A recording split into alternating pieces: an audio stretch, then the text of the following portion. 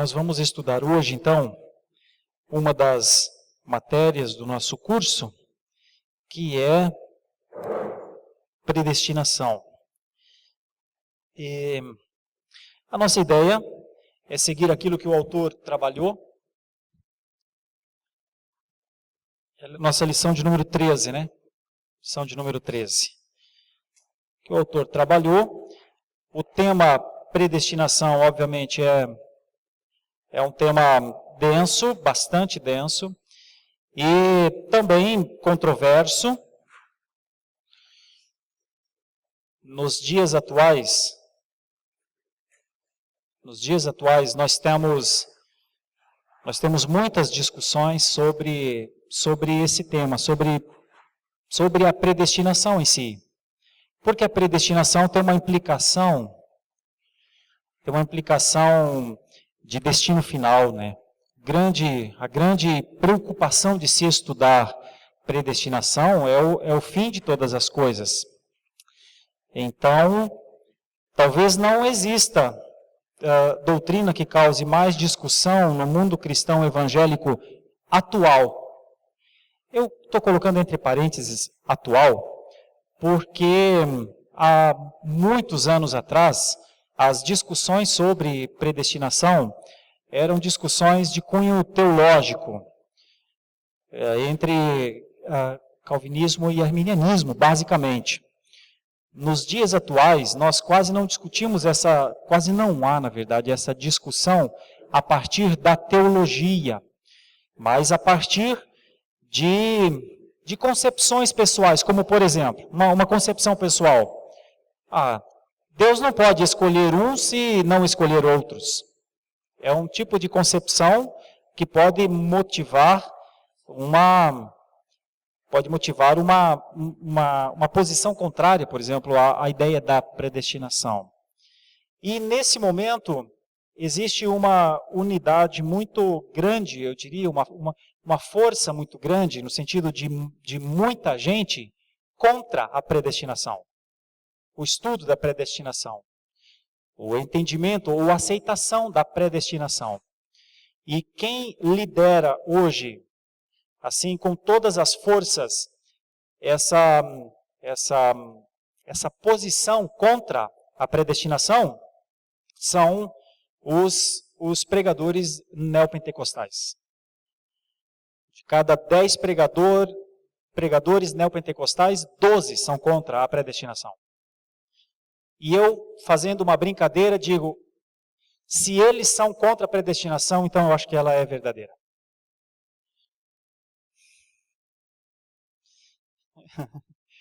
Porque poucas vezes se viu na história tanta gente tão comprometida com a mentira, com o poder, com a vitória, com o engano, do que o que os pregadores neopentecostais têm produzido. Então, só pelo fato de eles detestarem predestinação, acredite, ela existe. Nós temos que entender isso a partir do ensino bíblico. E estudamos com o cuidado para não fazer disso algo maior do que ele exatamente é. Que é, no final, terminar com o entendimento do amor de Deus. Predestinação aponta para um tipo de amor, um amor puro de Deus, um amor justo de Deus. Todo o amor, todas as expressões de amor, quando elas são dissociadas da justiça, sempre serão expressões incompletas. O amor de Deus é um amor tão pleno, tão denso, tão grande, que ele termina na justiça. E a predestinação vai nos levar exatamente para o amor justo de Deus.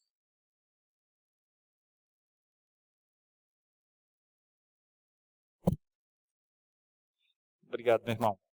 Então vamos lá. Vamos começar a pensar. Se você está com a lição, a doutrina da predestinação, dá uma olhadinha, por favor, porque a ideia está no começo, logo abaixo do subtítulo. Entender o ensino bíblico a respeito da predestinação dentro da visão correta da ordem dos decretos divinos, enfatizando o amor de Deus pelos eleitos. Porque quem estuda hoje, quem debate predestinação, parece querer dizer que predestinação não existe porque Deus ama. Mas eu tenho que dizer que predestinação existe exatamente porque Deus ama. Entenderam o que eu quis dizer? Pessoas dizem não pode ter a predestinação porque Deus é amor. E nós vamos defender que precisa existir a predestinação exatamente porque Deus é amor. Então o autor começa dizendo que a doutrina causa muita discussão no mundo cristão. O principal argumento daqueles que rejeitam a predestinação é a questão da justiça divina, por defenderem a ideia que é muito injusto Deus escolher uns e não escolher outros. E a verdade, no fim das contas, é o que o autor vai trabalhar no começo da lição, é que o homem sempre terá uma enorme dificuldade em se submeter ao governo divino. O governo divino, na perspectiva do homem moderno, é que ele tem que ser um governo em que o homem participa. Que ele tem que ser um governo que o homem opina o que o rei deve fazer. E até mesmo que o homem, o súdito, julgue as ações do rei. Esses são os nossos tempos. Tem um espírito em nós, que é o espírito de, eu sou desse reino, qual é a minha participação? Não, este reino, o reino de Deus, não é democrático, é teocrático. Ah, mas aí, então eu prefiro o democrático. Deus não pode ser democrático? Não, não pode. Ah, mas que reino? Ah, mas então Deus não é tão bom. Bom é se Deus nos dirigisse democraticamente. Ouvindo, eu me sentiria melhor. Eu gostaria de dar a minha opinião nas formas como Deus dirige o seu reino. Aí Deus diz, não deixo. Não quero, não quero, não quero. Eu sei como faz. Aí o homem diz, mas Deus não conversa com a gente. Deus não aceita a nossa ideia. O ponto é, qual ideia, homem cara pálida, você tem, eu tenho, para melhorar o governo de Deus? Qual? Me diz uma. Me diz uma. O nosso amor é maior, a nossa justiça é maior, o nosso conhecimento da existência é maior. Bom, como todos esses argumentos vão levar exatamente para como as coisas são, alguns dizem, não, mesmo eu não tendo condição de participar para a melhoria do governo de Deus, mas eu queria ter isso como direito, mesmo que eu não usasse, eu queria ter como meu direito. Pois bem, Deus diz, não tem. Diz, não. Dá para entender que não é não. Isso é a teocracia de Deus. Isso é o governo absoluto de Deus. Isso é o governo sob comando que não tem como qualquer parte, qualquer sistema político, qualquer sistema, qualquer ideia, qualquer coisa melhorar, contribuir. E é por isso que a verdade lá no final é que o homem sempre terá dificuldade com uma coisa, aceitar. Deus é Deus, Deus faz o que Ele quer. Então imagine você que nós vamos discutir no campo aqui da predestinação, nós vamos discutir quem é que deve ser e como deve ser a salvação. Só que imagine você por um momento, nós vamos discutir algo que não fomos nós que fizemos, nós que criamos, nós vamos discutir mecanismos que não fomos nós que elaboramos. Toda a criação é de Deus, todas as pessoas são de Deus, todas as coisas são de Deus, terra e mar são de Deus, todos os elementos são de Deus, nada é nosso. Veja a dificuldade que tem discutir sobre essa doutrina, sobre algo que em absolutamente nada, está sob nossa propriedade. Então, nós caminhamos sempre numa linha, discutir, por exemplo, estudar predestinação, dentro da ideia máxima. Se o mundo não se submete ao governo de Deus, o nosso desafio como igreja reformada é se submeter ao governo de Deus. Então nós começamos a estudar predestinação dizendo, olha, eu não sei o que pode vir, porque realmente nós temos que estudar os textos. Eu não sei o que pode vir daí, mas eu quero estar debaixo do governo de Deus. Essa é a nossa perspectiva. Nossa perspectiva é não infringir em momento algum aquilo que são desígnios de Deus. E nós temos visto isso nos dias atuais. Uma discussão acerca de atos de Deus que terminam numa ideia de não aceitação. É não aceitar a possibilidade de Deus ser assim. Então, nós temos um fundo histórico aqui. A primeira pessoa que pensou em predestinação, depois de Paulo, obviamente, foi Agostinho, que viveu em 354 a 430 depois de Cristo. E logo depois de Agostinho, Tomás de Aquino também trabalhou predestinação, e Lutero falou também sobre a doutrina da predestinação. Tomás de Aquino escreveu um livro denso chamado Suma Teológica, e ele diz, o conceito de predestinação pressupõe a eleição, e a eleição, o amor. Duas coisas obrigam a pregação da predestinação. A primeira é a humilhação do nosso orgulho e o reconhecimento da graça de Deus. Então a gente começa a predestinação, o estudo de predestinação, antes de qualquer coisa, dizendo que nós temos de tomar cuidado para não nos parecermos melhores do que Deus. Sabe, um texto que eu vou ler lá na frente, que diz assim, Deus diz assim, eu vou ler o texto lá na frente, mas vou adiantar para ilustrar o que eu quero dizer. Tome cuidado para não pensar que eu e você somos melhores do que Deus. Deus diz assim, amei a um e odiei a outro. Sabe de quem Deus está falando? De Esaú e de Jacó. Ele diz, amei a Jacó e odiei, me aborreci de Esaú. E aí nós, nos dias atuais, pensamos, mas como é? Eu não vou dizer isso, não é? Eu vou dizer que eu amo e que eu não amo tanto. Irmão, por que a gente quer ser melhor que Deus? Bom, o autor vai dizer, toma cuidado, isso pode ser um orgulho pessoal, de achar que você não odeia. Bom, mas Deus disse, um amor, o outro não amor. Um amor, o outro aborrecimento. Um amor, o outro ódio. E aí alguns acham até que são melhores do que Deus por causa disso. Isso, Tomás de Aquino dizia, isso é teu orgulho, isso é só o teu orgulho. Porque você pode não dizer que odeia, mas você odeia na prática. Você é ódio puro, você é 100% ódio, enquanto também é 100% amor.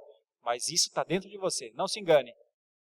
Assim Tomás de Aquino dizia, não, o orgulho te faz pensar isso, não é só a bondade, é o orgulho em você. Mas, a segunda ideia, que daí Lutero vai trabalhar, e a segunda é a natureza da fé cristã em si mesma. A fé cristã, o cristianismo, é para quem? Todos terão essa fé? Ela é para o mundo inteiro? Ela acontecerá no mundo inteiro? Ou ela acontecerá a alguns? Mas pense em mundo, em 7 bilhões nos dias atuais. 7 bilhões agora. Mas eram 6 bilhões antes, eram 5 bilhões, Pensem, imaginem. Desses bilhões de bilhões, para quem é a fé? Ela é para todos? Todos a entenderão? Ou ela sempre será para alguns? Olha, talvez o nosso gosto e a demonstração e a tentativa que haja dentro de nós de demonstrarmos bondade, mais bondade do que Deus, é assim, é para todos. Tem que ser para todos. Tem que ser um Deus bom salvaria todos. Eu digo, e à luz do que Lutero dizia e Calvino, isso é nosso orgulho de querer demonstrar que somos bons, melhores. Porque isso quebra, esse pensamento quebra João 3,16. Esse pensamento não é bíblico, é antibíblico. E tudo que não é bíblico não é de Deus. Isso é duro demais, mas é. Tudo que não é bíblico não vem de Deus. E o que é que vem de Deus? Porque Deus amou ao mundo de tal maneira que deu o seu único filho para que todo o que nele crê não pereça, mas tenha vida eterna. Isso é o bíblico. Isso é o bíblico. Se isso é o bíblico, então a fé é para todo aquele que nele crê. Eu vou lhe contar um fato. Nós que lidamos com pessoas, eu lido com casos de limite entre vida e morte o tempo inteiro. Aliás, nessa manhã, ontem à tarde, faleceu uma pessoa muito nova, vitimada por uma doença muito grave, mas muito rápida, em questão de 3 meses. Era uma jovem senhora com uma filha de 9 anos, e ela contraiu um câncer muito, muito rigoroso, e ela faleceu ontem à tarde. Nesse momento, alguns dos nossos irmãos, inclusive, estão no funeral dela. Eu iria, caso não estivesse aqui.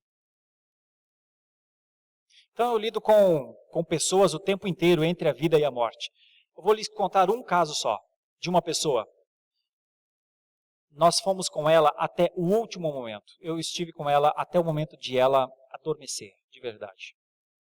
E eu insistindo para que ela reconhecesse seus pecados e aceitasse a Cristo como seu Salvador, lendo João 3,16. E ela dizia, não entendo assim. Eu dizia, não é uma questão de você entender, é uma questão do que é. Não é uma questão de você imaginar, é uma questão do que é. Se você não estiver, e amigo, pessoa que a gente convive, se você não estiver aqui dentro, você está fora de João 3,16. E Jesus não será seu Salvador. Você vai sim, obrigatoriamente, ter de pagar pela sua vida. Ele dizia, eu não compreendo assim, eu não entendo assim. Ok, eu tenho que entender que ele não compreende mesmo. Eu tenho que entender, porque Deus não lhe deu o entendimento daquilo. Mas isso me mostra que a salvação não é universal. Se eu não tivesse nenhum exemplo no mundo, na vida eu teria esse. Até o último instante, a pessoa disse não. Ok, nós achamos que as pessoas dizem sim em silêncio. Eu tenho que lhes dizer, a maior parte das pessoas que nós achamos que elas aceitaram Jesus em silêncio, no final de enfermidade, não aceitaram. Isso é realidade. Mas a minha bondade quer que ela tenha aceito, porque ela é meu irmão, porque ela é meu filho, porque ela é meu pai. Eu lamento informar, lamento dizer. Mas a Bíblia não dá margem a esse tipo de pré-julgamento. Isso é realmente entre a pessoa e Deus. Mas nós não podemos afirmar que qualquer pessoa que não crer em Jesus Cristo será salva. É o que é João 3,16 que diz. Não importa se é meu pai, não importa se é meu filho. E tudo isso nos leva para uma coisa muito maior, que é, quem é que comanda tudo? Quem é que salva e quem é que não salva? É Deus. E não há espaço para discussão. Vocês vão ver o que diz o texto lá no final. Pode, porventura, a obra, o machado, o vaso, dizer a quem fez, não quero ser vaso? Pode? Não pode. Por que não pode? Porque não há espaço, não é democrático. É teocrático mesmo. Bom, então são ideias iniciais. A natureza da fé cristã passa pelo princípio da predestinação. Não o anúncio. O anúncio é para todo mundo. Nós pregamos para o mundo inteiro. Mas quem conhecerá a fé são os que creram, os que crerem ou os que crerão, né? Mas como é que se dá essa fé? É o que nós vamos trabalhar logo à frente. João Calvino, ainda dentro de um fundo histórico, afirmou, ele que sistematizou, né, o conceito de predestinação, ele disse, jamais nos convenceremos, como é devido, de que a nossa salvação procede e emana da fonte da gratuita misericórdia de Deus, enquanto não tivermos compreendido a sua eleição eterna. Pois ela, por comparação, ilustra-nos a graça do Senhor na medida em que não adota indiferentemente a todos os homens pela esperança da salvação, mas dá a uns o que nega a outros. Se ficar complexo entender toda a parte de cima, Pega só a última vírgula. Dá a uns o que nega a outros. Armínio, que nasceu em 1559, faleceu em 1609, revoltou-se contra o entendimento calvinista de predestinação, defendendo que a predestinação é sob a base exclusiva da presciência de Deus, que é uma ideia de antever. Eu vou explicar como é que se dão essas diferenças entre o arminianismo, então, e a teologia reformada, o calvinismo, que é de onde nós somos. A Igreja Presbiteriana do Brasil é de corrente calvinista. Não somos arminianos, somos anti-arminianos. E como é que nós desenvolvemos esse entendimento? O autor diz que todos creem que predestinação é um princípio bíblico. Palavras como predestinados, predestinou, aparecem em diversos textos das Escrituras. Então não tem como dizer que não existe. A uns predestinou para, está escrito em Efésios, então não tem como não. A diferença é no entendimento, como se vê a predestinação.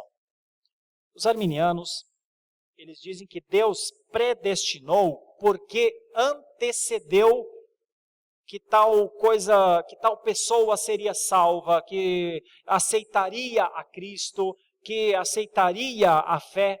E como Deus conhece todas as coisas, então Deus salva essa pessoa porque sabe que ela vai aceitar a Cristo um dia, então Deus a salva. Esse é o pensamento básico arminiano. Salvação pela presciência, pela antecipação, como se Deus soubesse todas as coisas, então Deus sabe que em 2016 você aceitaria a Jesus como seu Salvador, então Ele o salvou porque sabia que você aceitaria numa manhã de domingo Jesus como Salvador. Entendeu? Esse é o pensamento arminiano. E os reformados dizem que não. Dizem que não é por conta da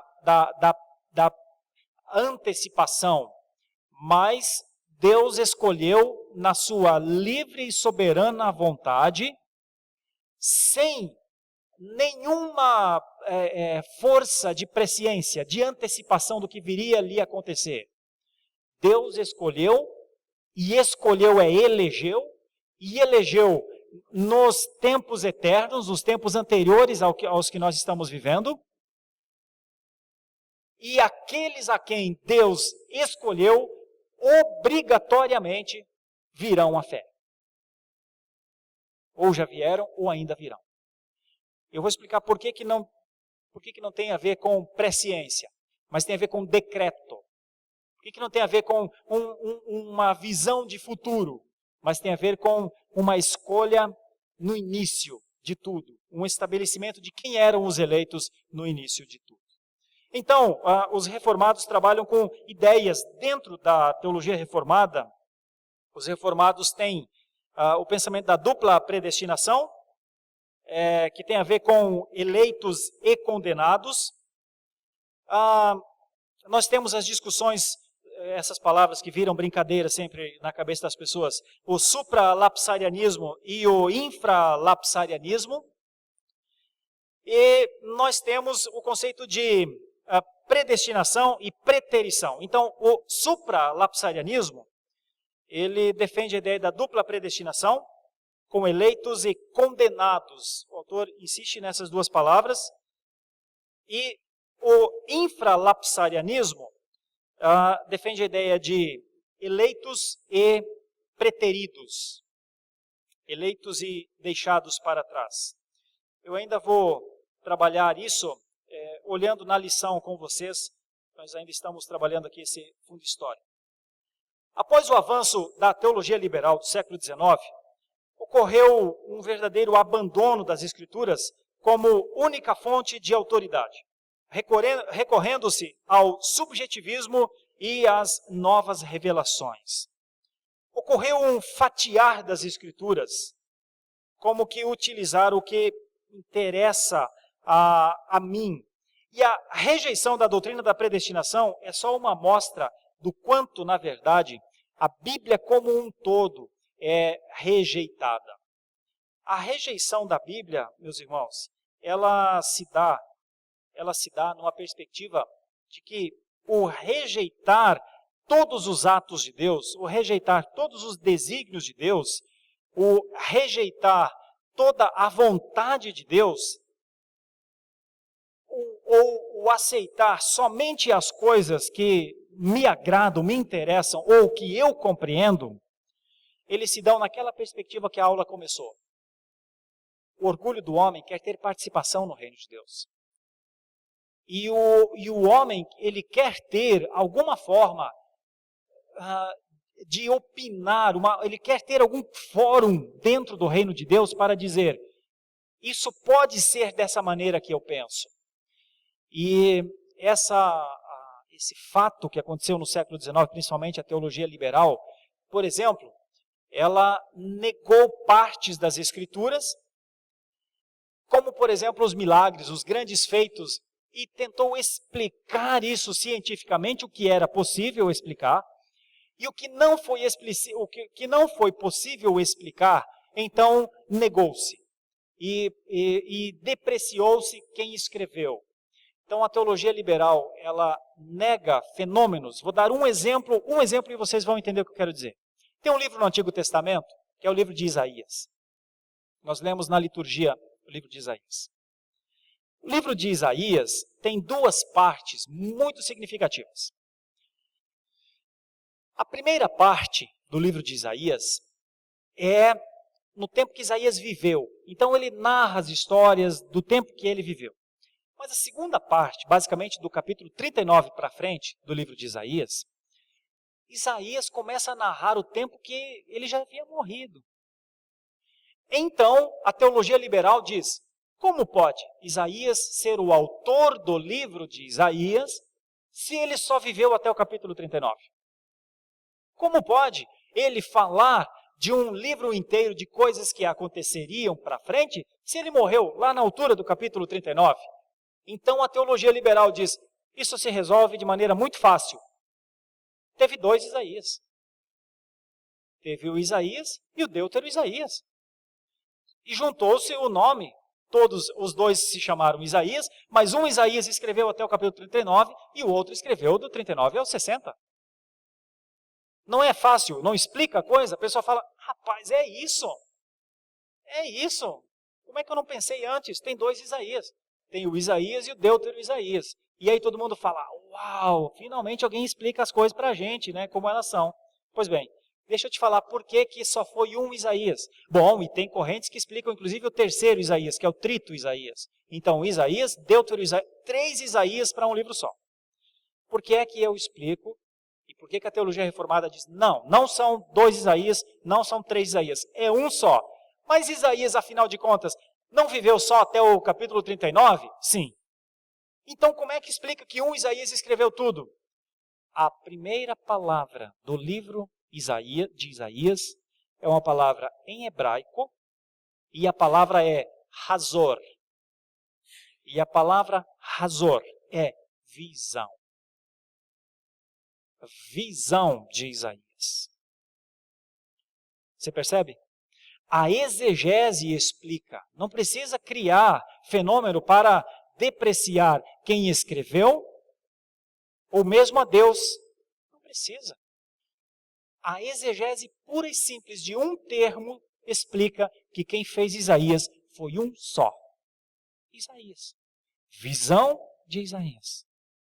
Ele pode ter morrido no primeiro capítulo, não no 39. E ainda assim teria sido um só Isaías. É isso que eu estou querendo dizer. Que a teologia liberal derruba o conceito de milagre, entende? Derruba o conceito de um Deus que faz coisas fora da nossa consciência. Eu poderia citar inúmeros casos, não quero tomar o vosso tempo com essas heresias liberais. Voltando aqui à ideia, eu não gostaria de passar sem trabalhar um pouquinho, pelo menos, os conceitos de infralapsarianismo e supralapsarianismo, porque vocês estão numa sala fundamental e vocês ouvirão muito sobre isso. Então, quem tiver a lição, abra por favor lá naquele tópico um pouquinho antes de Valorizando as Escrituras, porque eu quero falar aqui sobre esses dois conceitos. Basicamente, vou ler aqui o que o autor escreveu, alguns parágrafos. Na minha página é 102, mas eu devo estar com uma versão antiga. Mas é um pouquinho antes do tema Valorizando as Escrituras, na lição 13. Na visão reformada, às vezes se fala em dupla predestinação, envolvendo a salvação e a condenação. Nem todos os reformados aceitam a ideia da dupla predestinação, só os supralapsarianos. Os infralapsarianos não usam o termo predestinação ou eleição para condenação. Usam preterição, que é a ausência da predestinação. E não dizem predestinados para a condenação ou morte eterna, referindo-se ao decreto divino, mas pré-ordenados, que é o termo usado na Confissão de Westminster. A diferença básica entre infra e supralapsarianismo tem a ver com a ordem dos decretos divinos da salvação. E a ideia é se Deus levou em conta a queda ao decretar a eleição. Onde que entra a queda na eleição? É a questão da lógica não cronológica dos decretos, diz o autor. Então, no infralapsarianismo, funciona assim. Deus decretou. Deus simplesmente decretou. É diferente, porque no supralapsarianismo, logo à frente, vai dizer que Deus decidiu. Como é que se desenvolve a ideia de que Deus decretou? Por que eu disse que nós somos favoráveis à ideia que Deus decretou? Os seus decretos definiram quem seria salvo e quem não seria salvo, e não uma perspectiva futura de acompanhamento, de saber se a pessoa aceitaria ao seu filho como Salvador, que definiria, que seria a doutrina da presciência. Por que é que nós defendemos que foram os decretos de Deus anteriores a tudo o que definiram? No infralapsarianismo, então, Deus decretou. E tem essa linha. Primeiro criou, permitiu a queda, escolheu para a vida eterna parte da humanidade decaída e deixou a outra em seus pecados e condenação. Deu Jesus Cristo para que ele fosse o Redentor. Enviou o Espírito para que ele aplicasse a redenção no eleito e pronto, houve a salvação. Essa é a ideia do infralapsarianismo. O supralapsarianismo não defende a ideia que Deus decretou, mas que Deus decidiu. E como é que ele fez isso no supralapsarianismo? Escolheu alguns para a vida e destinou outros para a morte, já no começo. 2, criou. 3, permitiu a queda. 4, enviou Jesus Cristo para redimir o eleito.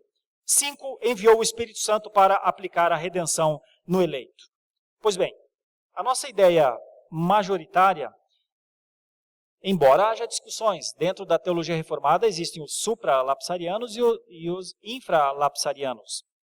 O autor está defendendo uma linha aqui que é a nossa linha maior, é a do infralapsarianismo. E nós explicamos mais ou menos dessa maneira aqui. Entendemos que a posição infralapsária é mais bíblica e coerente. Nela, não há risco de Deus ser o autor do pecado das pessoas. Por isso, quando falamos em salvação, o termo correto é eleição.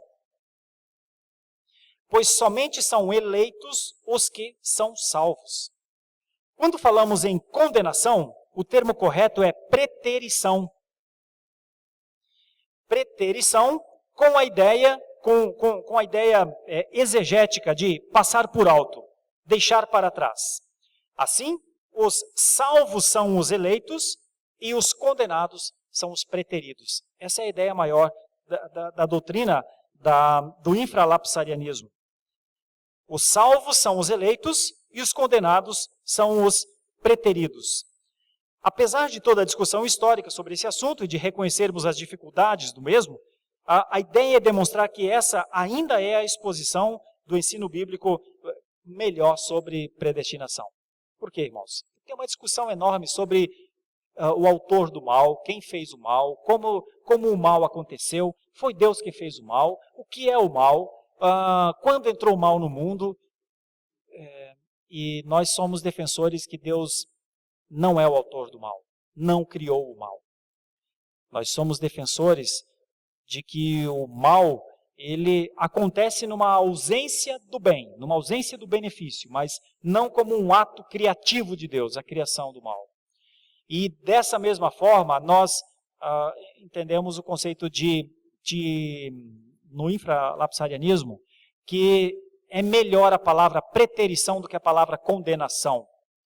Porque Deus escolhe alguns e outros ficam. Essa é a ideia do infralapsarianismo. Irmãos, eu sei que isso são termos teológicos e certamente, se você quiser estudar mais, você tem um caminho intenso pela frente para estudar. Nós não nos dividimos e não nos condenamos entre nós, entre infralapsarianismo e supralapsarianismo. Nós só tomamos um cuidado, e o nosso cuidado fundamental é com o arminianismo, que é fora da teologia reformada e que, obviamente, pressupõe as escolhas do homem e a participação do homem na salvação. Então, nosso ponto é apenas entender que na predestinação, o envolvido enquanto agente ativo da predestinação é sempre e somente Deus, e não com participação nossa.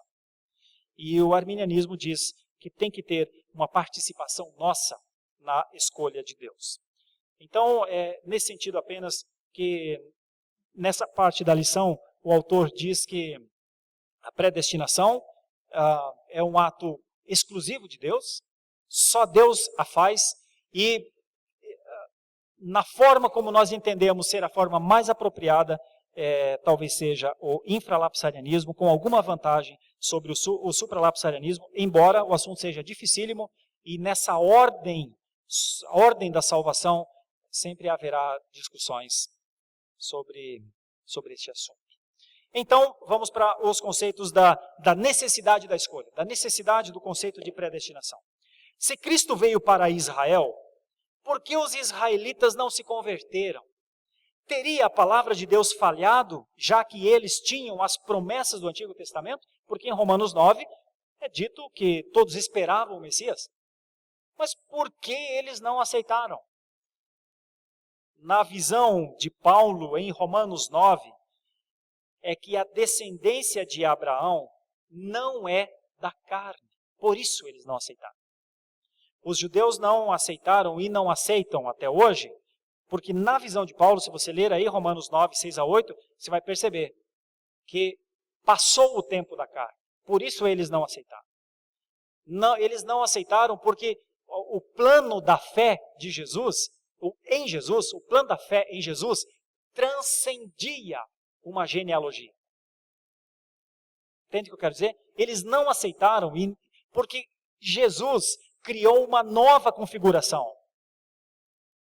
No tempo dos judeus, todo judeu era judeu. Todo judeu era judeu dentro da casa. Todo homem era circuncidado. Todos iam ao templo, era todos. Genealogicamente, todos. Só que em Jesus, dentro da mesma casa, nós temos um que é crente e um que não é. Um que entende e outro que não entende. Então o elemento fé passou a ser superior ao elemento sangue. Essa é a ideia. Por isso não dá para exigir que os judeus conheçam, porque eles são sangue. E a aceitação, a vida em Jesus Cristo não é pelo sangue. Por quê? Porque Jesus unificou nele o sangue. Ele é o próprio sangue. Não sei se consigo explicar isso de maneira mais profunda, mas é assim, toda aquela participação genealógica da descendência dos judeus, nosso pai é Abraão, nosso pai é Isaac, nosso pai é Jacó. Por quê? Nosso sangue. Eu tenho o sangue de Abraão. Sabe esse conceito de eu sou descendente, eu sou filho? Pois bem, quando Jesus Cristo derramou o seu sangue, ele unificou nele a salvação. Então, pela fé, é uma maneira só para você entender. Você poderia dizer, eu tenho o sangue de Jesus, entendeu? Sabe essa ideia? Eu sou o descendente. porque eu tenho em mim todas as coisas, todos os benefícios de Jesus. O Catecismo Maior de Westminster diz que ele ofertou todos os benefícios da sua salvação. Então, quando um judeu diz, eu invoco o benefício de Abraão, eu sou filho de Abraão, ele está sendo judeu. Quando o cristão diz, eu invoco os benefícios de Cristo, ele está dizendo a mesma coisa que um judeu diria de Abraão. Eu tenho em mim, é o que Paulo diz em determinado momento, não me incomode que eu carrego as marcas de Cristo. Então é uma ideia que Paulo desenvolve acerca da descendência de Jesus por fé. Por que Jacó e não Esaú para ser o patriarca de Israel? Alguém perguntaria. Porque Esaú era o mais velho. A eleição foi a metodologia adotada por Deus para desenvolver o seu plano no mundo. Ele é a garantia de que a palavra de Deus nunca falhou. Acontece que o plano de Deus, a eleição de Deus, a maneira como Deus estabeleceu o seu plano, o seu querer, a sua vontade, em algum momento parece chocar com a nossa ideia. Eu reconheço, irmãos, que humanamente falando, e para nós que somos missionários, evangelistas, nós estamos lidando o tempo inteiro com a oferta da salvação, parece haver um gosto em nós que as pessoas recebam a Jesus, convertam-se dos seus maus caminhos. A gente sabe que seria melhor para elas. A gente sabe que um eleito é alguém que fatalmente a sua vida será mudada, fatalmente as suas práticas serão outras. A gente sabe, porque a gente viveu isso já. A gente está como se a gente estivesse vivendo 3 anos na frente da vida da pessoa. A gente diz, olha, eu já fui assim, eu já pensei como você pensa, viu? Eu gostaria que você mudasse sua forma de ver, de ler as coisas. É melhor viver nesse mundo que eu conheço. Então, todos nós, evangelistas, nós gostaríamos que as pessoas vivessem assim.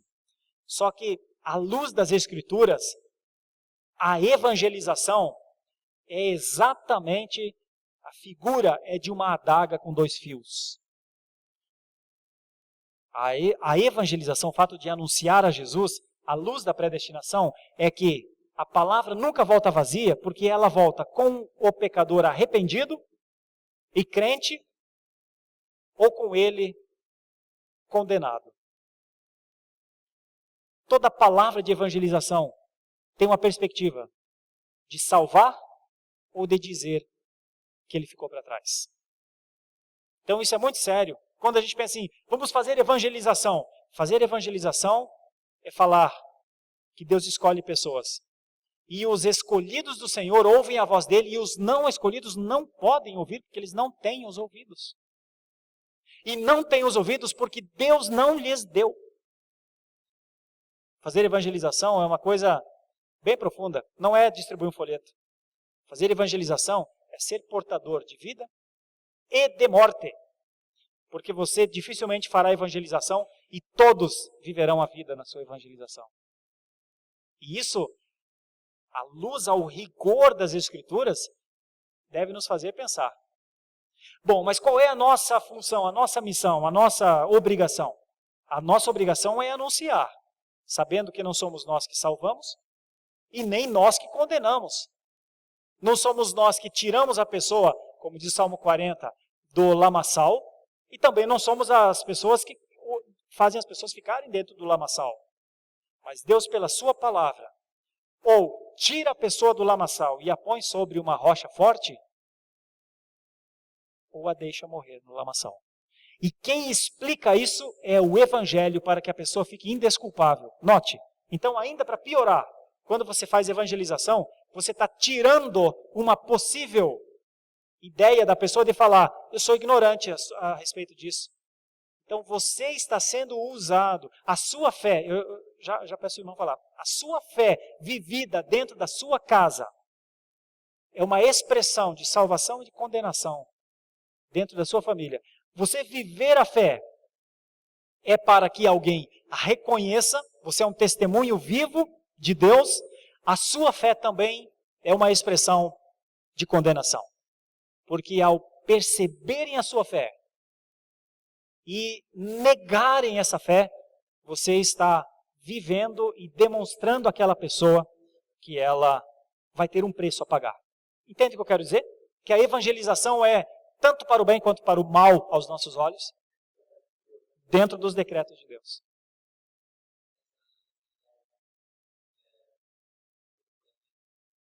Aham. Ansiedade para que as pessoas aceitem a Jesus?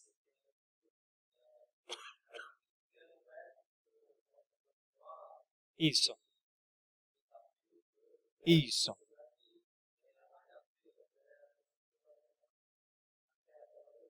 Isso. Isso mesmo. Isso mesmo. Isso mesmo. Nos dias atuais, essa metodologia de fazer apelos, de querer ver o resultado, de querer demonstrar, muitas vezes está associada a pessoas que querem demonstrar que seus ministérios são fortes, poderosos, que centenas, milhares de pessoas se converteram. Meus irmãos, a evangelização é uma área que eu trabalho bastante, dou aula em seminários sobre isso. A evangelização é uma das coisas mais sérias que existe. Porque a evangelização é o anúncio do Cristo vivo para pessoas que ou viverão ou permanecerão mortas para sempre. O anúncio do Cristo vivo é o anúncio de que a mão está estendida. E pela fé, aqueles que tiverem a fé, eles compreendem essa mão estendida e então, de alguma maneira, eles são vivificados a ponto de as suas mãos se encontrarem e eles são levantados das suas sepulturas. Aqueles que não têm, que não lhes foi dado o conceito de predestinado para essa vida, que não são eleitos mesmo, a evangelização é um ato, é um anúncio intrépido de morte. Evangelização anuncia vida e morte. Nos dias atuais, parece que evangelização só anuncia vida, não é? Parece, vamos evangelizar o bairro, parece que a gente só está falando de vida. Mas à luz das Escrituras, a evangelização, o falar de Jesus, todo aquele que não conseguir entender, que não aceitar, que não viver, que não se dobrar a esse Jesus, condenado está. Essa é a linha da evangelização mais reta, mais pura. E isso, obviamente, nos dias atuais, muitos não aceitam. Dizem, não.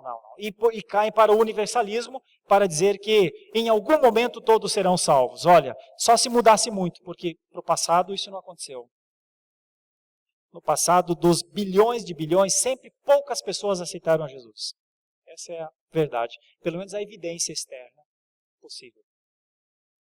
Bom, deixa eu continuar um pouquinho para ver essa ideia aqui de como é que Paulo tratou a questão de Jacó e Esaú, que é crítica para todos nós. Olha o que o texto diz, Paulo falando. E ainda não eram os gêmeos nascidos, nem tinham praticado o bem e o mal, para que o propósito de Deus quanto à eleição prevalecesse, não por obras, mas por aquele que chama, já fora dito a ela. O mais velho será servo do mais moço. Como está escrito, amei Jacó, porém me aborreci de Esaú. Irmãos, alguns outros textos que nos ajudam a perceber os desígnios de Deus. O texto de Paulo aos Efésios. Bendito o Deus e Pai de nosso Senhor Jesus Cristo, que nos tem abençoado com toda sorte de bênção espiritual nas regiões celestiais em Cristo, assim como nos escolheu nele antes da fundação do mundo, para sermos santos e irrepreensíveis perante ele, e em amor nos predestinou para ele, para a adoção de filhos por meio de Jesus Cristo. É muito difícil entender que foi por uma presciência que fomos escolhidos. Então, uma presciência, uma antecipação do que seríamos um dia. O texto é puro e simples. Isso aconteceu, esse decreto aconteceu, esse estabelecimento aconteceu antes de nascermos, antes de vivermos, antes de sermos quem somos. Mais ainda, ele nos, aqui tem a expressão amor, a predestinação é em amor para que fôssemos considerados filhos. Então não haverá nenhum predestinado que antes não seja filho de Deus. Ninguém será salvo sem ser um filho, um adotado em Jesus. Por isso não há salvação sem Jesus. Por isso que Jesus é o único meio de eu ser um filho de Deus. Jesus, em uma de suas parábolas sobre o juízo, então afirma: dirá o rei aos que estiverem à sua direita: vinde benditos de meu Pai, entrai na posse do reino que vos está preparado desde a fundação do mundo. Por que a expressão dirá o rei aos que? Por que não dirá a todos? Dirá a alguns, irmãos. Só por isso. Dirá a alguns, e estes serão os benditos do Pai. Por isso, nunca será por qualquer tipo de obra. Deus nos salvou porque viu que um dia você teria uma boa obra, nunca será por obra. A salvação não é por isso, porque o texto mais forte é o de Esaú e Jacó. Esaú e Jacó não tinham praticado o bem ou o mal quando Deus elegeu, escolheu, predestinou Jacó. A escolha é exclusiva no propósito de Deus, pois o homem não escolhe. A própria fé é um dom de Deus e não algo que eu crio, que tenho, que produzo. É o que diz Efésios 2:8. Não de obras para que ninguém se glorie. Não para que não haja no homem uma possibilidade de falar, sou salvo, mas é pela minha fé. Não. A fé é de Deus. Ela foi dada, ela está sendo dada. Se eu e você temos fé hoje, é de Deus. A fé que eu e você temos dentro de nós é de Deus em nós, não é sua. A minha fé não existe. A fé que eu quero ter é um ideal que eu coloco em oração. Senhor, aumenta a minha fé. Ok, aí sim. Mas você só terá fé se Deus, na sua graça, quiser lhe dar. Então note, se a fé, que é um dos elementos básicos da nossa vida, só pode ser exercitada se Deus a entregar a nós, imagine a predestinação. Por aí, nós reformados entendemos o quanto nós dependemos de Deus. Se Deus tirar a fé, irmão, me permitam um exemplo clássico aqui. Se Deus tirar a fé do seu coração, você olha para a pessoa que está do seu lado, que você prometeu viver do lado dela, e você não sente mais, você não sente que você tem que prestar conta a ela mais. Se Deus tirar a fé, aquilo que o reverendo Daniel Santos pregou hoje, sobre idolatria, sobre só Deus e não nenhum tipo de imagem, se Deus tirar a fé, você passa a acreditar em imagens. Se Deus tirar a sua fé, você sai daqui. Você pode ter 10 anos, 30 anos de um ensino puro de Deus e você vai para uma seita satânica e corta seus pulsos lá, se marca e diz, de hoje em diante eu sou um adorador do diabo. É assim. Se Deus tirar a sua fé, você olha para o seu filho e você nunca consegue, não entende e não preserva o entendimento que você tem que ensiná-lo nos caminhos do Senhor. E você diz, se vire do jeito que você tem que ser. Você abandona, você se desconecta de tudo. Se Deus tirar a sua fé, você se desconecta do que é certo. Você é o que é hoje, porque Deus lhe deu fé. Se Deus tirar, e não é porque você é o que é, porque você sabe o que é certo. Você sabe o que é certo, porque Deus lhe deu discernimento para entender o que é certo. E esse entender o que é certo pode ter graus, escalas. Cada um anda na luz que tem. Não sabemos, nenhum de nós sabe, o quanto de luz está sobre cada um de nós.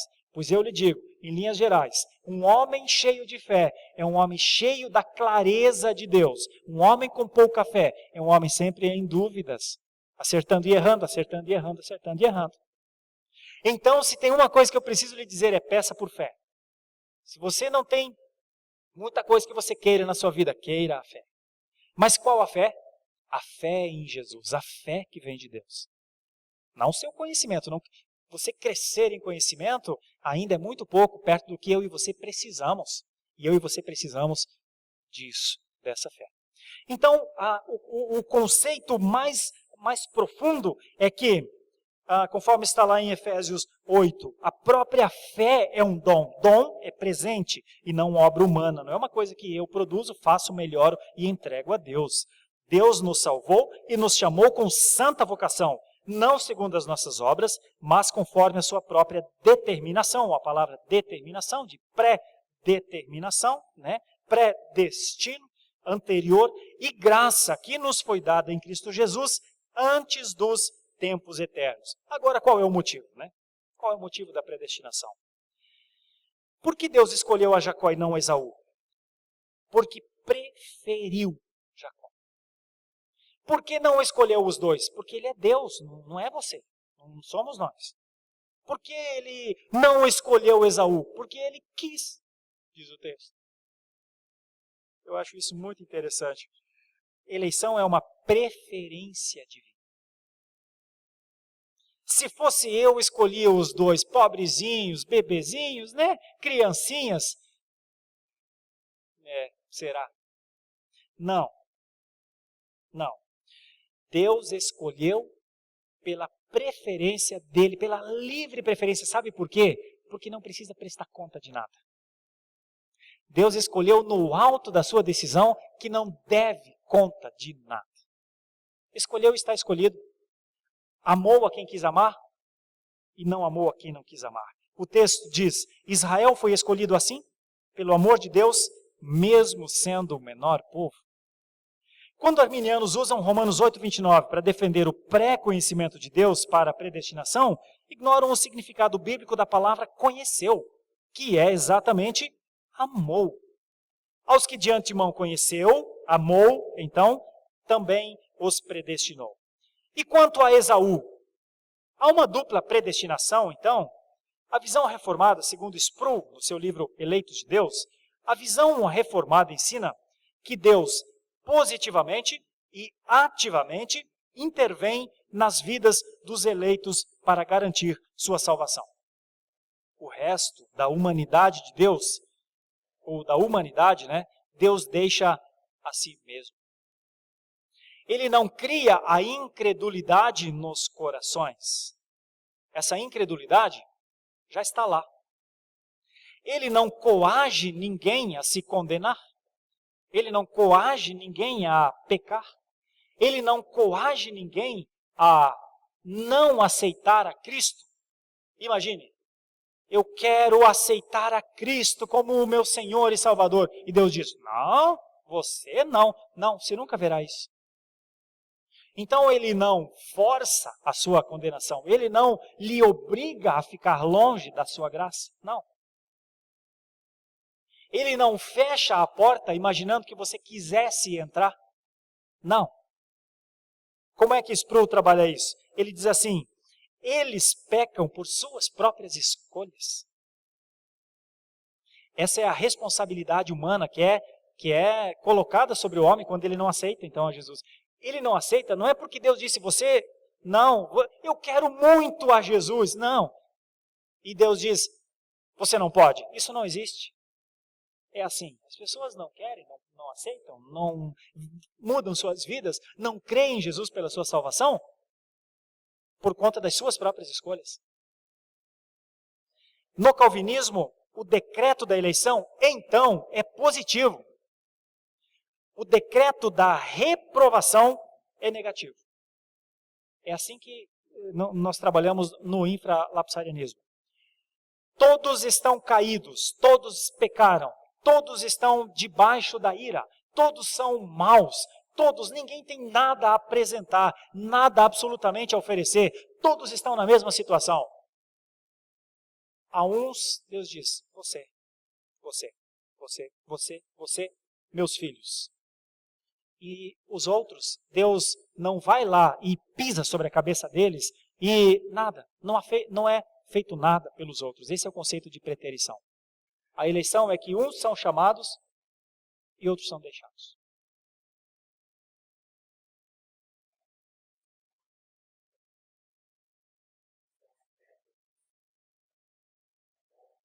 Que todos fossem, né?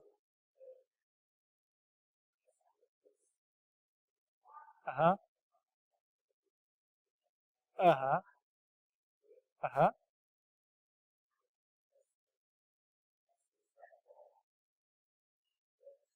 É. Ficaria lá. Isso. Isso mesmo. É o que eu digo. Se Deus não lhe desse a fé, você sacrificaria a porca que o rei sacrificou lá no templo, entendeu? Que o reverendo Daniel pregou agora pela manhã.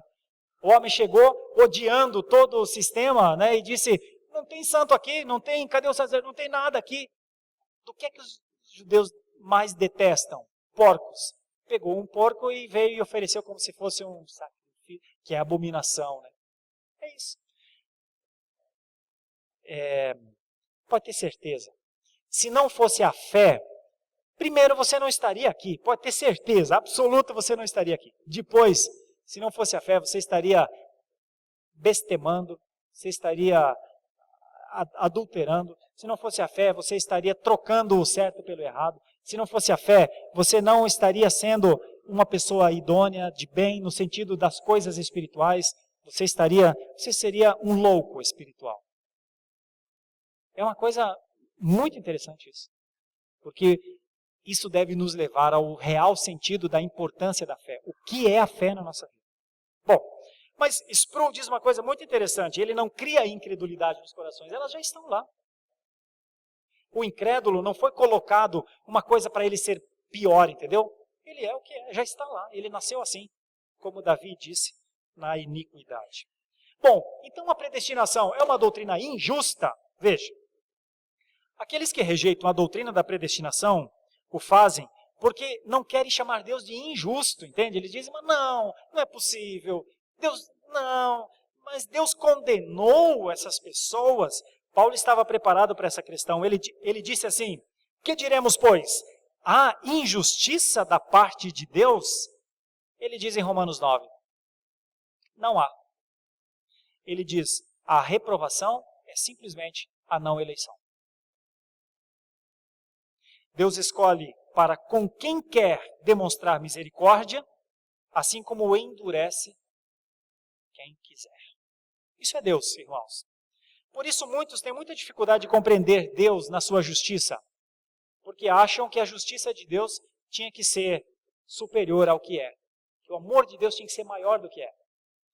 Mas Paulo disse que Deus era assim. Paulo encerra a discussão sobre isso dizendo o que é muito difícil, está lá em Romanos 9 também. Quem és tu, homem, para discutires com Deus?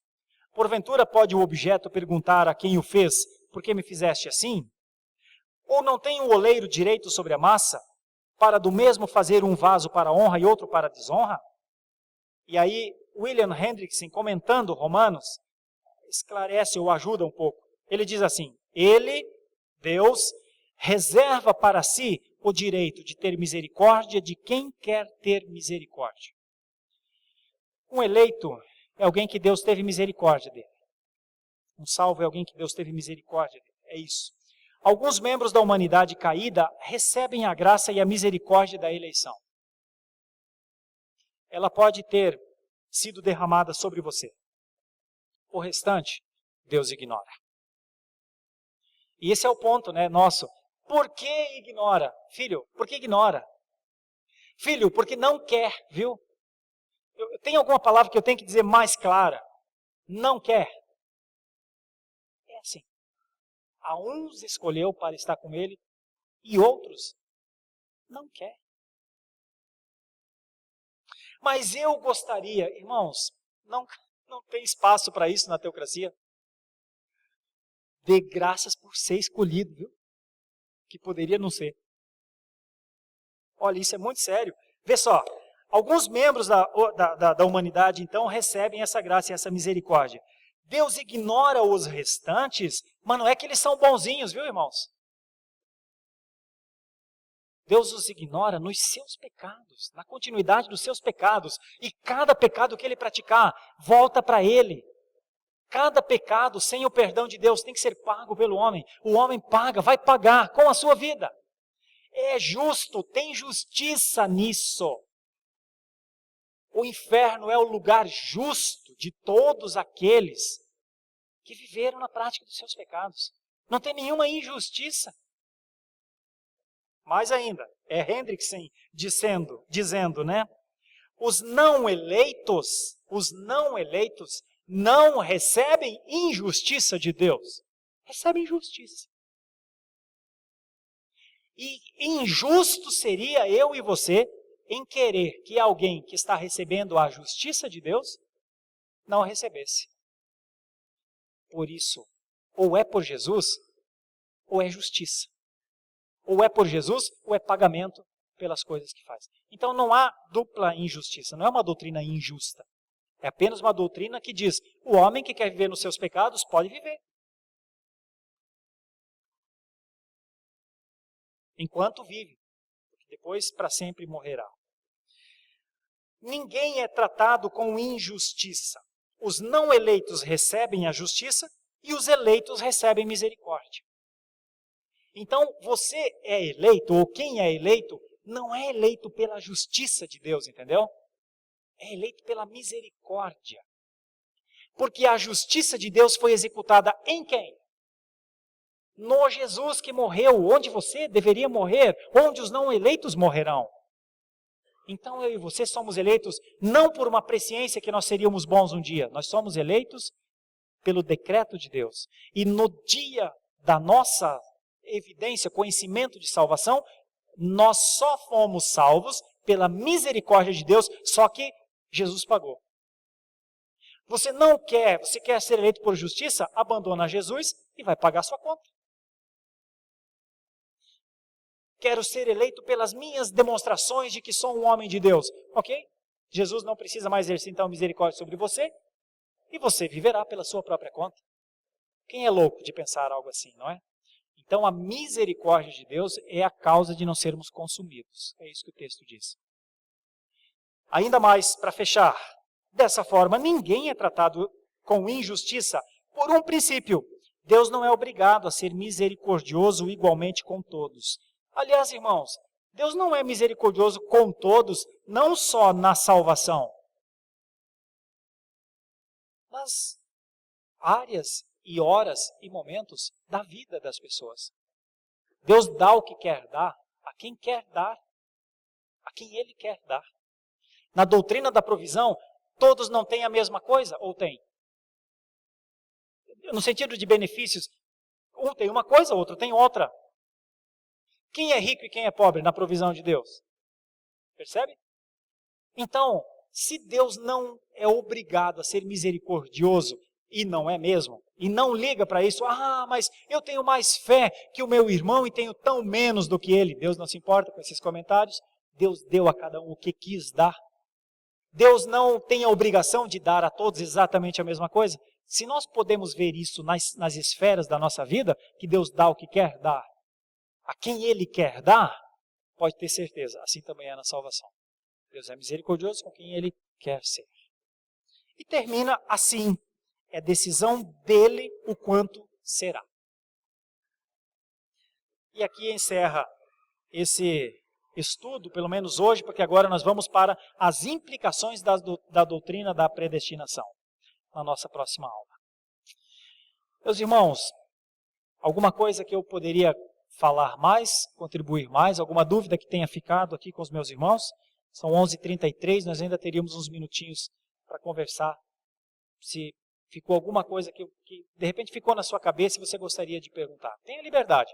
É sala de aula, né? Não é culto, não é pregação, não é nada. É sala de aula. Sou um facilitador aqui.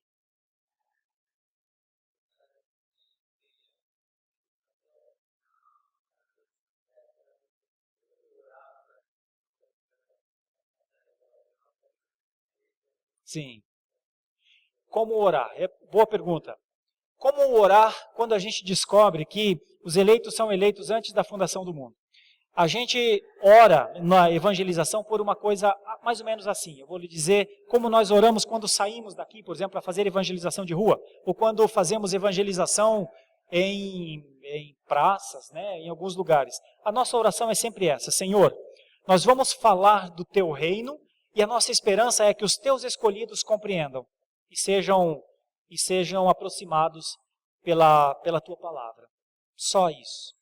Então, nós não podemos produzir fé no coração das pessoas e nem retirar fé de ninguém. Apenas nós anunciamos a salvação, porque entendemos que fomos escolhidos para isso, e oramos para que Deus use momentos como usou os momentos em que nós nos achegamos a Ele, né? Que foi assim, você se achegou por alguma circunstância que alguém gerou.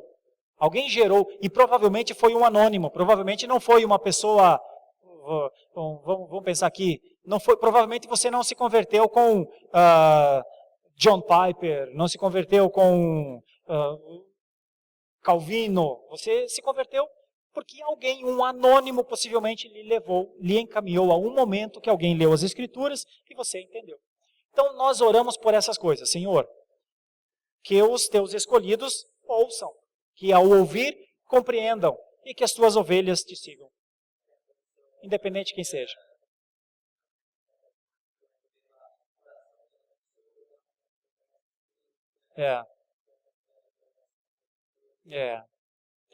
Não.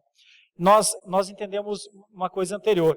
Nós entendemos que o verdadeiro testemunho coloca diante das pessoas um espelho. O verdadeiro testemunho, um testemunho cristão, faz com que as pessoas se assustem, faz com que as pessoas... Vou usar um exemplo aqui. Como é que é um culto evangelístico reformado? Porque hoje tem muitas formas de culto. Culto do bebê, culto evangelístico, culto e tal. Nós, Confissão Reformada, não temos nenhum desses cultos. Só tem um tipo de culto, é um culto ao Senhor. E nesse culto ao Senhor, se entrar uma pessoa na igreja, hipoteticamente, não é cristão, nunca professou a fé, eu entrei porque me convidaram e eu fui com alguém, eu vou a uma igreja numa manhã de domingo. Bom, nós acreditamos o seguinte, que ao cultuar ao Senhor em espírito, em verdade, com temor, em adoração ao Senhor, aquele que não é um adorador, é como se um espelho fosse colocado na frente dele e ele visse, por que eu não sou um adorador? Por que eu estou fora disso? E ao entender que ele está fora dessa adoração, ele vai entender que aquele não é um bom lugar para ele ficar. Esse é o culto que nós prestamos ao Senhor, que serve de evangelho. É um culto evangelístico. Porque louco é alguém que descobre que há uma adoração a ser prestada e ele não está nela. Entende? Louco mesmo, doido mesmo. E aí ele pensa, eu vivi minha vida inteira sem adorar. Se existe um Deus que exige adoração, o que eu fiz da minha vida até hoje que não adorei ao Senhor? E então nós sempre dizemos isso, nós convidamos. Olha, só tem um jeito, confesse a Jesus como seu Senhor. Se a pessoa for uma escolhida de Deus, ela vai entender. Se ela não for, cara, ela vai odiar o culto que foi prestado a Deus, ela vai odiar você falando que ela tem que aceitar Jesus, ela vai odiar tudo. Só não sabe que Deus a odiou antes, provavelmente. Não sabe mesmo. Porque não consegue.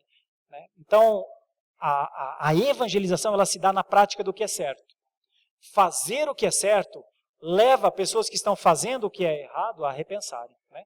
Por exemplo, hipoteticamente, eu estou dizendo aqui, tem um texto da palavra de Deus que diz, os adúlteros não herdarão o reino dos céus. Né? Estou dizendo, estou afirmando, estou pregando. Imagine que dentro do nosso grupo tivessem 3 adúlteros. Eu estou dizendo para ele que esse cara está no inferno. Estou dizendo para ele que à luz das Escrituras, ou ele abandona o adultério, ou já era para ele. Agora, quem é que vai convencer lá no coração dele se já era para ele ou não? Eu? Não. Ou é Deus que faz, ou ele me odeia e odeia a Deus e odeia onde está esse versículo e odeia tudo e nunca mais entra numa igreja, entendeu? Reformado, porque ele vai querer continuar lá onde ele está fazendo. E eu digo, vai cara, entendeu? É isso. Isso é evangelização. É uma evangelização um pouco diferente das ideias de, vamos lá, aceite a Jesus, vamos lá, Jesus fez, sabe, é uma evangelização mais radical. Uma evangelização que diz, existe um certo, existe um caminho. As ovelhas que ouvem a voz andarão no caminho. E as que não ouvem, andem nos outros. Né? O que mais, irmãos, queridos? Compreender melhor?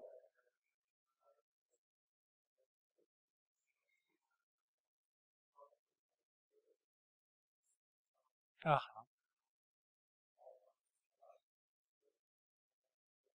Uhum. Uhum. Uhum. Aham. É. Toda a teologia reformada, ela, ela demonstra sempre. Vou dar um exemplo para você. Demonstra sempre um tipo de amor compassivo, de compaixão mesmo. Teve um momento que Jesus mesmo chegou diante de Jerusalém, Mateus, dos capítulos 24 para frente, 24 e 25 principalmente, que ele diz uma das coisas mais tristes, eu diria, do seu ministério terreno, quando ele diz assim: Ah, Jerusalém, Jerusalém, como quis acolher você, como uma galinha que ajunta pintinhos. Veja, é um amor compassivo de Deus, né? É uma expressão de Deus, de Jesus demonstrar aquilo que Deus diz, que Deus queria. Há uma oferta, por isso o evangelho da salvação é anunciado ao mundo inteiro. O que Jesus estava dizendo a Jerusalém: Ah, Jerusalém, quantas vezes eu fiz isso, né? É a mesma coisa, a mesma ideia. Olha, tem possibilidade de todos no mundo serem salvos. É a oferta da salvação, a oferta possível, a oferta da suficiência da salvação. É como se Jesus dissesse: tem salvação para você inteira, Jerusalém, se você quiser. Mas logo depois Jesus diz: mas eu enviei os profetas. Ou Deus diz: vocês mataram a todos. Assim é, e é onde termina o todos, né? Onde termina a expressão quem são, por quem Cristo morreu. Por quem Cristo morreu? Cristo morreu por todos os que creem. É aí que termina. Você não tem como fugir disso, porque senão você pegaria uma hipótese, só uma hipótese, e quebraria todos os outros versículos que diz: a um escolheu, a outro não. Todo o que crê será salvo. Por exemplo, Romanos 10. Olha como é Romanos 10. E se você tiver a Bíblia aí, abra aí, por favor, em Romanos 10. Romanos 10, 10. Romanos 10, 10. Que é um texto que fecha a questão Romanos 10, 10, eu acho, porque diz que não é só pensar que Deus é Salvador e que Jesus Cristo é o Salvador. É pensar e expressar. Meu Deus, você imagine. Como é que está escrito ali? Se com a tua boca confessares, não é assim que está escrito? Se com a tua boca confessares e se com o teu coração creres, porque é possível que a pessoa confesse, às vezes por conta de uma enfermidade, nós que lidamos muito com esses limites entre a vida e a morte, a pessoa com a sua boca diz: tá bom, eu aceito, mas se o seu coração ainda não creu, não chega, não é suficiente. Por isso o apelo não faz sentido, entende? Porque não é só uma coisa externa, é uma coisa interna que se materializa na externalização. Então, se com a tua boca confessares e se com o teu coração creres, e crer o quê? Creio em Deus? Não, ninguém é salvo por crer em Deus. O que o texto diz? Crer na ressurreição. Vocês não acham que está cheio de crente que não crê na ressurreição de Jesus? Mas ele é crente, mas não crê na ressurreição de Jesus e nem na dele não crê. Prefere dizer: deixa isso para os tempos eternos, deixa isso, mais para frente eu vejo o que vai acontecer. Mas o texto diz que se não crer que Jesus ressuscitou, que Deus o ressuscitou, se com a tua boca confessar, se com o teu coração crer na ressurreição, que ele o enviou para ser o Salvador, o seu Salvador, vírgula, será salvo. É mente e coração. Mente, coração e expressão. Por isso, meus irmãos, tomem muito cuidado com as aparentes conversões. Tomem muito cuidado com os que têm medo, dificuldade de falar: sou o que sou assim, vivo assim. Tomem muito cuidado com os que dizem, com os que têm medo, provavelmente os que têm medo de confessar a Jesus como seu Salvador, único e suficiente Salvador, é porque eles têm em mente que os seus pecados são bons.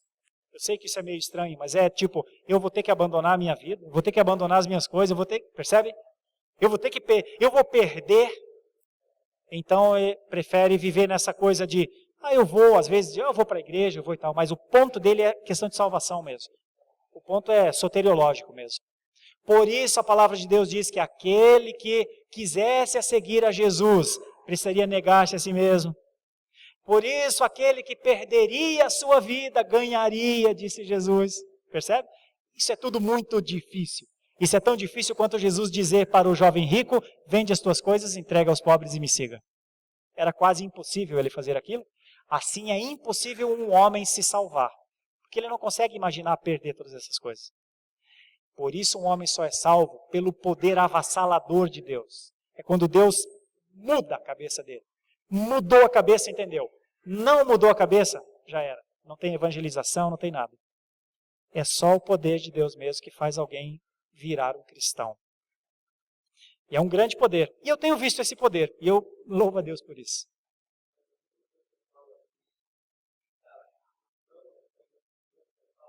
Perdão, Sim.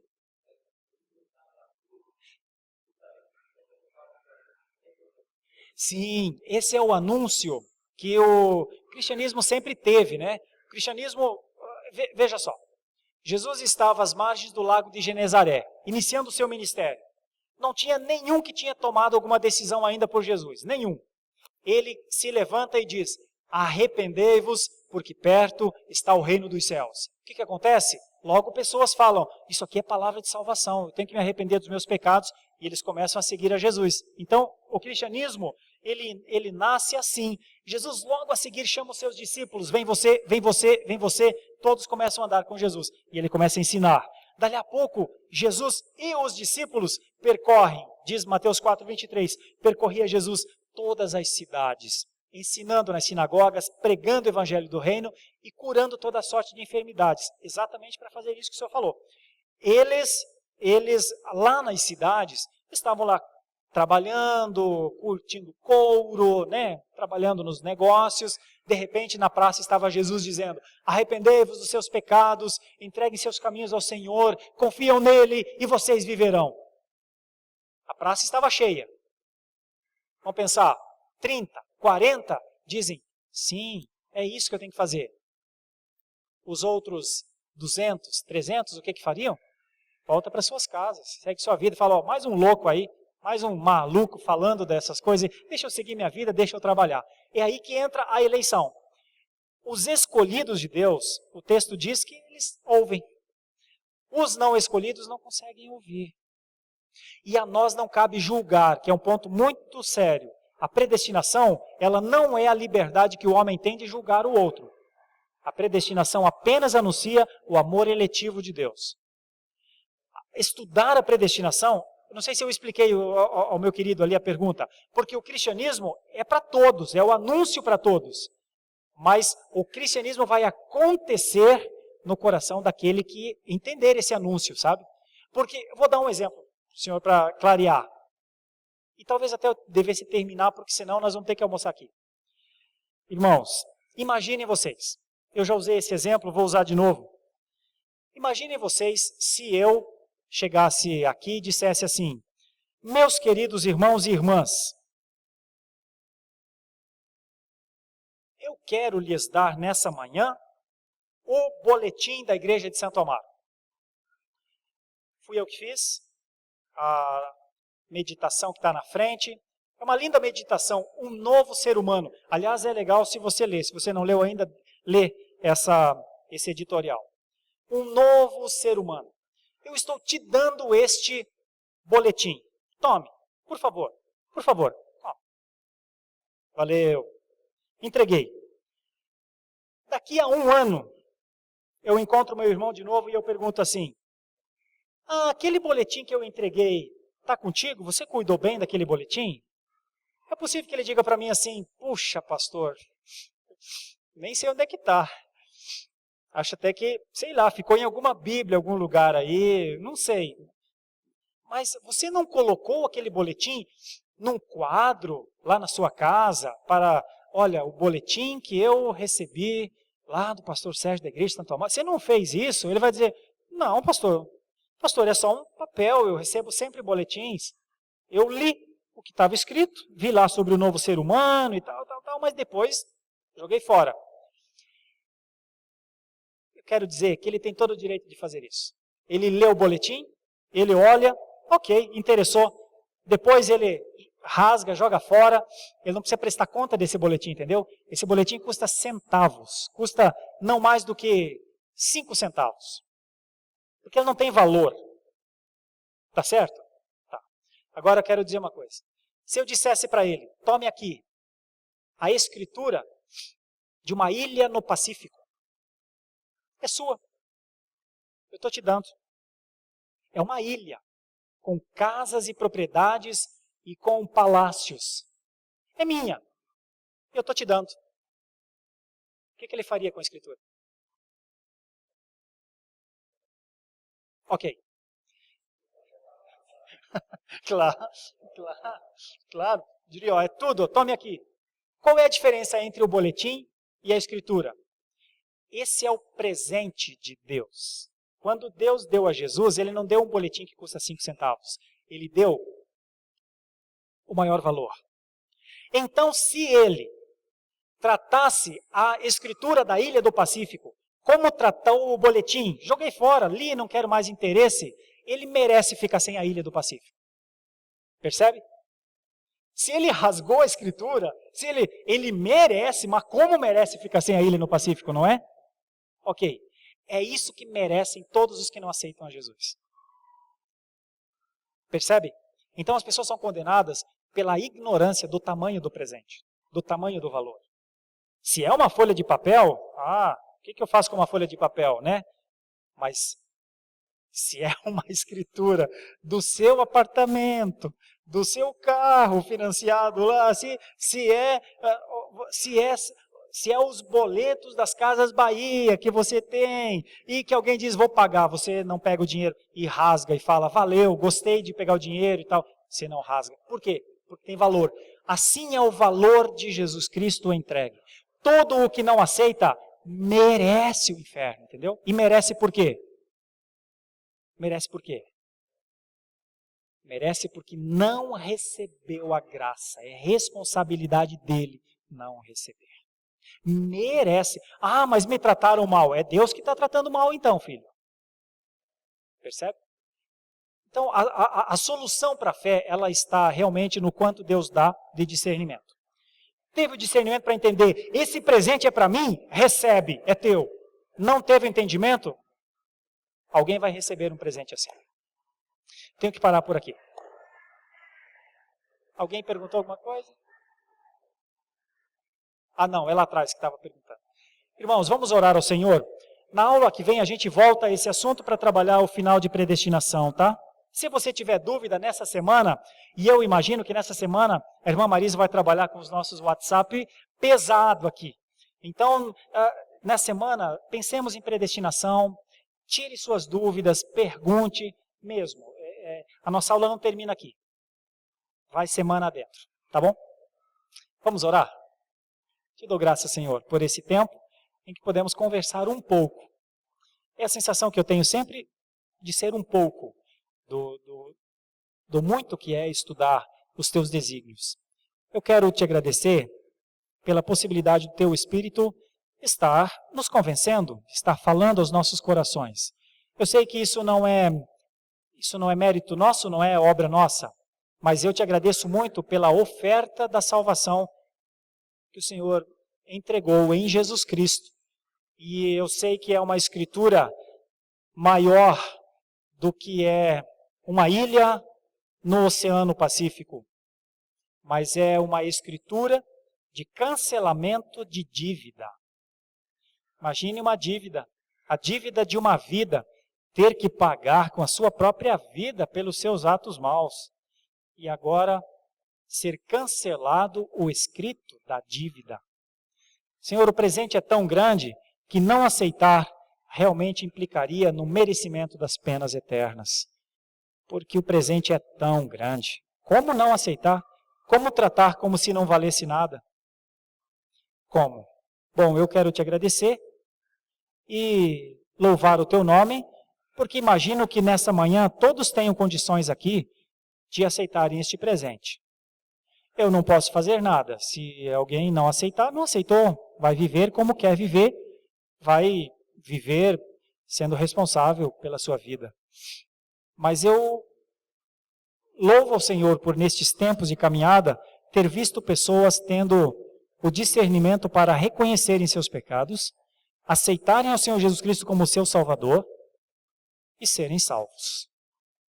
Oro por isso e trabalho por isso e louvo o teu nome, porque tudo isso é para a tua honra e para a tua glória, o Senhor nosso Deus, a quem prestamos o culto nessa manhã e a adoração com as nossas vidas.